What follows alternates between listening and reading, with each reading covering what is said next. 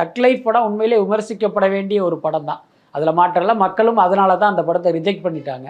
அதே நேரம் அந்த படம் குறித்து பார்த்தீங்கன்னா, படம் ரிலீஸ் ஆகி கிட்டத்தட்ட 1 மணி நேரம் 2 அதான் இன்டர்வல் விடுவதற்கு முன்பே தக் லைஃப் குறித்து பார்த்தீங்கன்னா நெகட்டிவான ஒரு விஷயங்கள் வந்து பெரிய அளவில் பரவ ஆரம்பிச்சுது. அது காரணம் பார்த்தீங்கன்னா, உண்மையிலேயே படத்தை பார்த்து நொந்து போனவர்களுடைய கருத்து மட்டும் இல்லை, கமலுடைய எதிரிகள் இன்னைக்கு பார்த்தீங்கன்னா அவர் திமுகவுக்கு ஆதரவாக இருப்பதால் ஒரு பக்கம் அதிமுக பாஜகவை சேர்ந்த அந்த இணைய கூலிப்படைகளும் சேர்ந்து வந்து கமல்ஹாசனை தாக்குறாங்க. அதுக்கு ஏற்ற மாதிரி இந்த படத்தினுடைய அவருடைய கதாபாத்திரமும் சில காட்சி அமைப்புகளும் அவங்களுக்கு வந்து ஒரு பெரிய வசதியை ஏற்படுத்தி போச்சு. ஸோ அதை வச்சு பார்த்தீங்கன்னா கமலுடைய பர்சனல் லைஃபோட கனெக்ட் பண்ணி ஒரு கடுமையாக விமர்சனம் பண்ணிட்டு இருக்காங்க. பட் என்ன இருந்தாலும் அது ஒரு சரியான விஷயம் இல்லை. நம்ம வந்து ஒரு படத்தை எடுத்துக்கணும்.